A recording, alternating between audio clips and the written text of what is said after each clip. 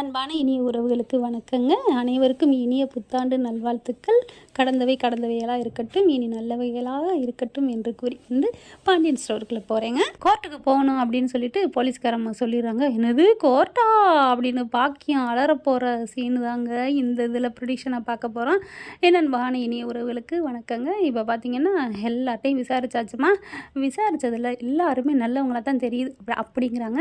ஏங்க அது அப்படியே என்னம்மா அது போயிட்டு நீயே சொல்லிட்ட சின்ன சின்ன பொய் சொல்கிறதுன்னு. அப்போ இது உன்னை பொறுத்த வரைக்கும் சின்ன பொய், ஆனால் வயசை மறைக்கிறது, படிப்பை மறைக்கிறது, என்ன நினச்சிட்ருக்க அப்படின்னு சொல்லிடுறாங்க.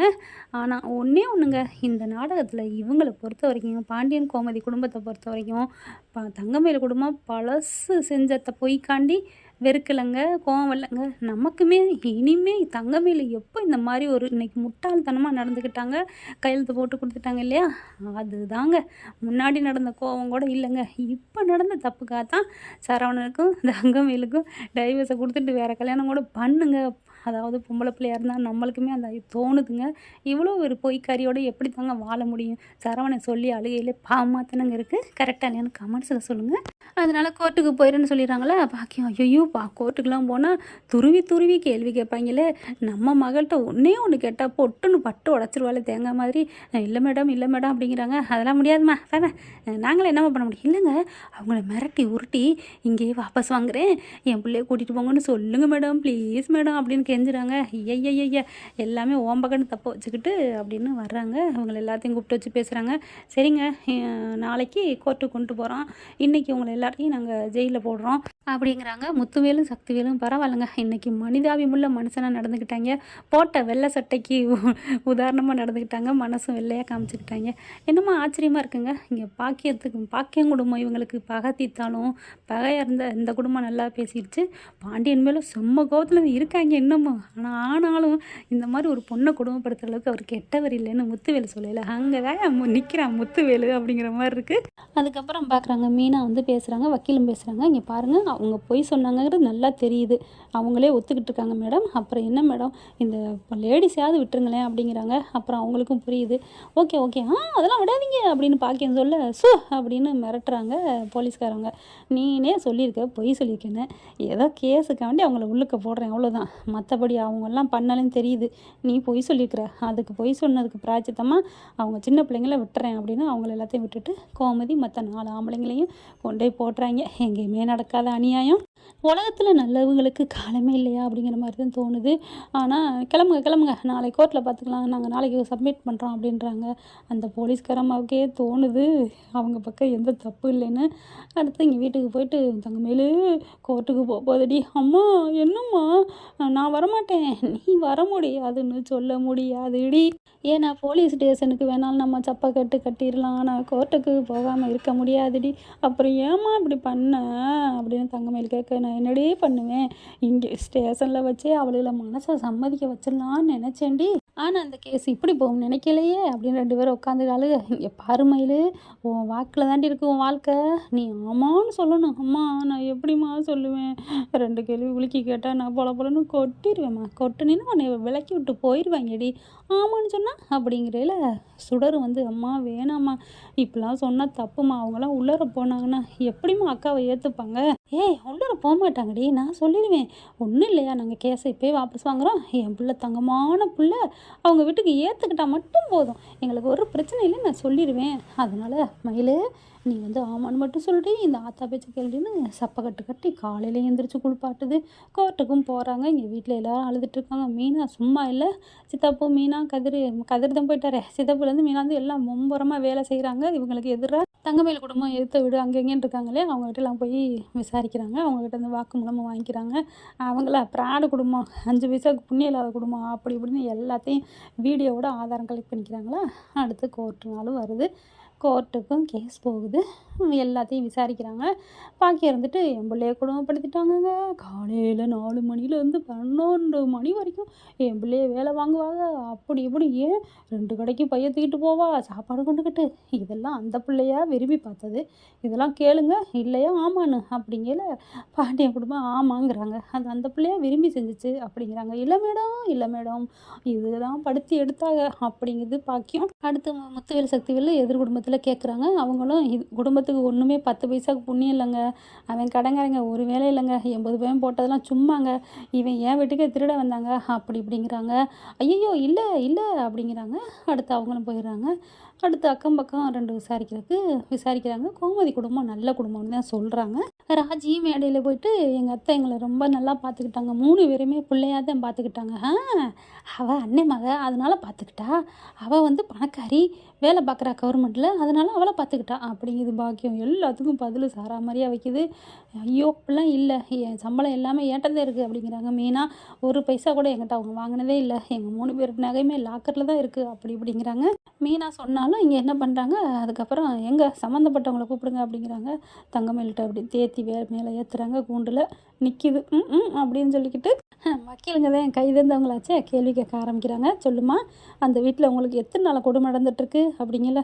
இங்கே அவங்க அம்மா என்ன ப்ராக்டிஸ் பண்ணி கொடுத்தாங்க, எது கேட்டாலும் ஆமாம் ஆமான்னு சொல்லணும் அதுதானே. அதனால் ஆமாம் அப்படிங்குதா. என்னது ஆமாவா, அவங்க உங்களை வந்து கொடுமைப்படுத்தலை இல்லை, ஆமாம் அப்படிங்குது. என்னது அடியே ஒழுங்காக சொல்லுடி, கேள்வியை புரிஞ்சுக்கடி அப்படின்னு அவங்க அம்மா சொல்ல உடனே நீங்கள் என்ன இதெல்லாம் பேசுகிறீங்க, பேசப்படாது இல்லைன்னா அவங்கள தூக்கி உள்ளார போட்டுருவோம் அப்படிங்கிறாங்களா. பேசலாங்க சார் அப்படின்னு உட்காந்துருது பாக்கியம். அடுத்து வந்து மறுபடியும் கேட்குறாங்க, உங்களை அவங்க கொடுமைப்படுத்தினாங்களா. இந்த கேள்வி கேட்டால் எதாக இருந்தாலும் ஆமாம் தானே சொல்லும். ஆமான்றது. வரதட்சணை கேட்டாங்களா அப்படிங்கல இங்கிட்ட திருன்னு முழிக்குது. சொல்லுங்கள் அப்படிங்கல. பாண்டியன் கோமதி எல்லாத்தையும் பார்க்குதா. ஆத்தாக்காரியை பார்த்தானே ஆமாம் சொல்லுடி அப்படிங்கல. ஆமான்றதுங்க பச்சோந்திங்க, பச்சை துரோகின்னு அது தங்கமயில் தாங்க சொல்லணும். அடே அப்பா அப்படின்னு தான் சொல்லணும். அப்படி பயங்கரமாக பொய்ய சொல்ல, அதான் என் பிள்ளை சொல்லிடுச்சுங்க அப்படிங்கிறாங்க. இருங்கம்மா அப்படின்னு சொல்லிட்டு உங்களை வேலைக்கு போகணும் கட்டாயப்படுத்தினாங்களா அப்படிங்கல. அது உண்மை தானே. ஆமாம் அப்படிங்குது. அதுக்கப்புறம் வயசு மூப்பா அப்படிங்கல. இல்லை அவங்களுக்கு தெரிஞ்சுதான் அப்படின்னு 1 2 பேசுது. ஆமான்னு சொல்லிட்டு அதுக்கப்புறம் அவங்கள இறக்கி விட்டுறாங்க.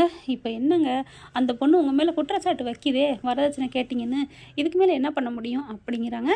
அடுத்து மீனா என்ன பண்ணுறாங்க, நான் ஒரு ஆதாரத்தை கொடுக்குறேன் அப்படின்ட்டு மேலே ஏறுறாங்க கூண்டுக்கு.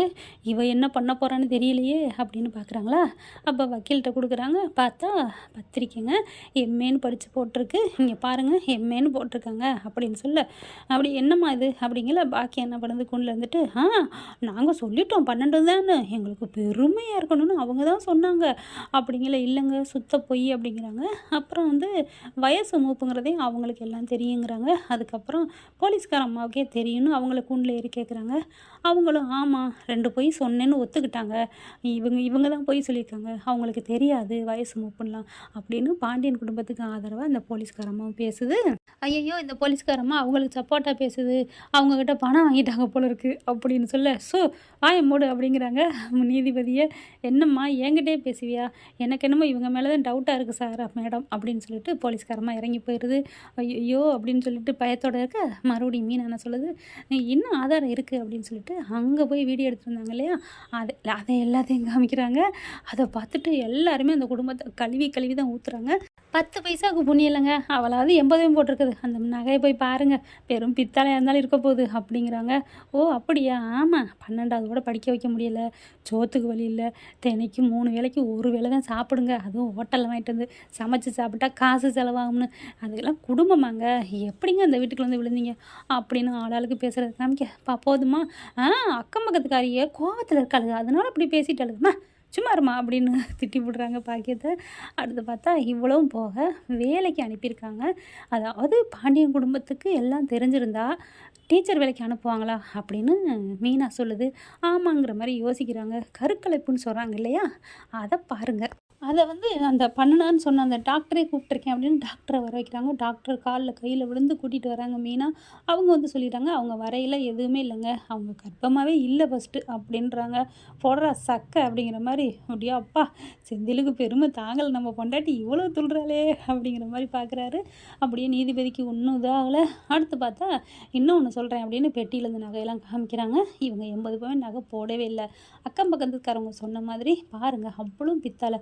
அதுக்கும் என்ன பண்ணுது பாக்கியம், ஐயோ எல்லாத்தையும் மாற்றிட்டாங்களா அப்படின்னு சொல்ல, வாய மூடு அப்படிங்கிறாங்க. இங்கே பாருங்கள் இவங்க எங்கே வாங்கினாங்கன்னு மட்டும் சொல்லுங்கள், அதுவும் நகைக்கடையில் தான் அப்படிங்குது பாக்கியம். ஏம்மா நகைக்கடையில் தான் எல்லோரும் வாங்குவாங்க, எந்த கடையில் வாங்கினீங்க அப்படிங்கல. தேன்னு முழிக்குது. அப்புறமா பார்க்குறாங்க, ஒன்றும் இல்லை நீங்கள் தங்கமயில்கிட்ட கேளுங்க அப்படின்னு மீனை கோர்த்து விடுதா. பக்கி பயபுள்ள என் பிள்ளைய கோர்த்து விட்டாலே அப்படின்னு பார்க்க தங்கமயில கூண்டில் ஏற்றுறாங்க. சொல்லுங்கம்மா நீதிபதி இந்த வாட்டி கேட்குறாங்க. யாரும் பேச வேணாம், சொல்லு இந்த 80 பவுன் நகையை நீனா பார்த்து பார்த்து வாங்கினியா, எந்த கடையில் வாங்கின அப்படிங்கல. இதை பற்றி ஒன்றுமே சொல்லலையே அம்மா, ஆமானும் சொல்லலை எதுவுமே சொல்லுன்ட்டு பேந்த முழிக்குதா. சொல்லுமா எந்த கடையில் வாங்கினீங்க அப்படிங்கல. சொல்லு மயில், நகைக்கடை வாய் மூடு அப்படின்னு பாக்கியத்தை அடக்குறாங்க. சொல்லு அப்படிங்கல. இது வந்து அப்படிங்கல மீனா பார்க்குது. இதில் இருக்க 8 பவன் நகையை பற்றி கேளுங்க. என்னம்மா அதில் இருக்கிறது எல்லாமே பித்தளையா அப்படிங்கல. உடனே மீனா வந்துட்டு ஆமாம் மேடம், இதில் இருக்க 80 பவுனுமே பித்தளை அப்படின்னு சொல்ல. ஐயோ இல்லை மீனா, உனக்கு தான் தெரியல, அதில் 8 பவுன் தங்கம், மற்றது தான் பித்தளை. அந்த பித்தளைக்கு எங்கள் அம்மா எப்படியும் 50,000 1,00,000 செலவழிச்சாவது தெரியுமா கடை வாங்கி அப்படின்னு ஒரு போடுதுங்க. இதுதான் சொல்லுவாங்கல்ல, எங்கள் தலையாரி வீட்டுக்குள்ளே ஒளிஞ்சான்னு சொல்லுவாங்க, எங்கள் அப்பா என் குருதுக்குள்ளே இல்லைன்னு சொல்லுவாங்க. அந்த மாதிரி பொட்டுன்னு போடுது. சோழி முடிஞ்சிச்சுன்னு பாக்கியமும் அவங்களோட வக்கீலும் உட்காடுறாங்க. சூப்பர் சூப்பர்னு மீனா அப்படின்னு கை தட்டுறாங்க. அமைதி அமைதின்னு நீதிபதி சொல்கிறாங்க. என்னம்மா சொன்னேன்? அது வந்து அதான் சொல்லி முடிச்சிட்டேடி, அப்புறம் என்ன எல்லாத்தையும் முழுதா சொல்லு அப்படிங்குது பாக்கியம். அப்படியே பார்க்குது மயில். இல்லைங்க, அப்போ 8 பவுன் தான் தங்கம்மா. ஆமாம் ஆமாம் 8 பவுன் தங்கம் தான், அதுக்காண்டி எல்லாமே தங்கம் பித்தாலேன்னு சொல்லாதீங்க, எங்கள் அம்மா பாவம். என்னடி பாவம், பாவம் தான் அப்படிங்கிற மாதிரி பேச. அடுத்து சரிங்க இனி என்ன தீர்ப்பு சொல்லிட்டீங்க, சொல்லிடுவீங்க, இனி நான் ஒன்றும் பேசலை அப்படின்னு பாக்கியமே. ஆனாலும் என் பிள்ளை வாழணுங்க, தெரியாமல் தாங்க பண்ணிட்டோம், எல்லா தப்பும் எங்கள் தப்பு தான், எங்கள் தப்பு தான், என் பிள்ளைய வாழ வைங்கன்னு அழுகுது. அப்போதைக்கு கோமதி ஒரே ஒரு வார்த்தை சொல்லிக்கிறேன் அப்படின்னு சொல்லிட்டு பர்மிஷனோட ஏண்டி சிரிக்கும் அவளை. உன் மகளை இனிமேல் நான் ஏற்றுக்குவேனாடி, என் பிள்ளைகளெல்லாம் கூண்டுக்கு ஏற்றியாந்துட்டு என் தங்க மருமக மீனா மட்டும் இல்லைன்னா என்ன ஆயிருக்கும் அப்படின்னு சொல்லி ஒரு கொடுப்பு கொடுக்குறாங்க. அடுத்து பார்த்தா இப்போ நீங்கள் என்ன பண்ணுறீங்க, இவங்க மேலே கம்ப்ளைண்ட் கொடுக்குறீங்களா அப்படிங்கிறாங்க. கொடுக்குறேன் நான் அப்படிங்கிறாங்க கோமதி. ஐயோ மாமா கூட நான் வாழணும் அப்படிங்குது. எப்படி நீ வாழ்வ இவ்வளோ பெரிய பொய்யை சொல்லிட்டு அப்படிங்கிறாங்க நீதிபதியை. அப்புறமா பாண்டியன் என்ன பண்ணுறாங்க, காலை சுத்தாமல் இருந்தால் சரிங்க அவங்கள விட்டுருங்க அப்படிங்கிறாங்க. சரவணனா ஆமாப்பா எங்களுக்கு தேவையே இல்லை, அவங்க மேலே கம்ப்ளைண்ட் கொடுக்கல, நான் டைவர்ஸ் நோட்டீஸ் கொடுத்துருக்கேன், சும்மா கவுன்சிலிங்கு 1 வருஷம் அப்படி இப்படிங்கிற வேலையே வேணாம், நல்லா பார்த்துட்டிங்க மேடம், எனக்கு இப்போவே இந்த கோர்ட்டில் எனக்கு தீர்ப்பு சொல்லுங்கள், எனக்கு வேணும் டைவர்ஸ் வேணும், இவ்வளோ பெரிய பொய்க்காருன்னு இனிமேல் நிரூபிக்கணும்னு அவசியமே இல்லை ப்ளீஸ், அதுலேயும் இவங்க ஏதாவது பண்ணிடுவாங்க அப்படின்னு இவங்க சொல்ல உங்களுக்கு தீர்ப்பு கொடுக்குறேன், இவங்களுக்கும் உங்களுக்கும் எந்த சம்மந்தம் இல்லைன்னு அதிலே டைவர்ஸ்க்கு ஆயிடுதுங்க. அப்படியே சரவணுக்கு சந்தோஷம் தாங்கலை. இவங்க எல்லாரும் அப்படியே ஒன்றும் பண்ண முடியாமல் நிற்கிதுங்க. தங்கமயில் அழுதுகிட்டே ஏன்டி இப்படி பண்ண, உன் பேச்சை கேட்டதான், என் பேச்சை எங்கடி கேட்ட, நீ ஆமான்னு சொல்லியிருக்கணும், நீ 8 பவன் தானே, உண்மை தானே, அந்த பிள்ளை அவள் சரியான ஆளுடி, 8 பவன் எல்லா நகையும் பொய்ன்னு சொல்லி உன்னை வாயில் உண்மையை வர வச்சுட்டாலே அப்படி இப்படிங்கிறாங்க. அடுத்து பார்த்தா வெளியில் வந்து மீனாவை தலைக்கு மேலே தூக்கிடுறாங்க. அப்படியே சந்தோஷம் தாங்களே. நீதிபதியே வந்து பாராட்டுறாங்க, மீனாவுக்கு கை கொடுக்குறாங்க. சூப்பர்மா, நல்ல வேலை பண்ணம்மா, ஒன்று மாதிரி ஒரு பொண்ணு தான்மா நாட்டுக்கும் வீட்டுக்கும் வேணும் அப்படிங்கிறாங்க. ஏன் மருமகளாச்சே அப்படின்னு கை கொடுக்குறாங்க. அதுக்கப்புறம் முத்துவேலை சக்திவேலுக்கும் நன்றி சொல்கிறாரு. அப்படியே பாண்டியன் காலில் விழுந்து என்னை மன்னிச்சிருங்க மச்சான் அப்படின்னு. எப்படியா அப்படிங்கிறாங்க. என்ன ஃப்ரெண்ட் இப்படிலாம் போனால் நல்லாயிருக்கும், ஆனால் அதை விட்டுட்டு மன்னிக்கிறேங்கிற பேர் வழியில் எங்கள் அப்பா அம்மா வெளியில் போகணும், நான் அந்த பிள்ளையை ஏற்றுக்கிறேன்னு சரவணை சொல்லி அதுக்கப்புறம் தங்கமயில வீட்டுக்கு கூப்பிட்டு போகிற மாதிரி வருது கதையெல்லாம் இருந்துச்சுன்னா நல்லாவே இருக்காது. பார்க்கலாம் என்ன நடக்க போகுதுன்னு. தேங்க்யூ. இந்த வீடியோ உங்களுக்கு பிடிச்சிருந்தா தயவு செய்து லைக் பண்ணுங்க. இன்னும் அப்டேட்ஸ்க்காக சேனலை சப்ஸ்கிரைப் பண்ண மறக்காதீங்க. நம்ம கிட்ட இருக்க எல்லா சேனல்ஸோட லேட்டஸ்ட் வீடியோ அப்டேட்ஸ்க்காக மேல ரைட் சைட்ல காட்டுற லிங்கை கிளிக் பண்ணி வாட்ஸ்அப் குரூப்ல ஜாயின் பண்ணுங்க. உங்களிடம் விடைபெறுவது நான் உங்கள் மெஹர்.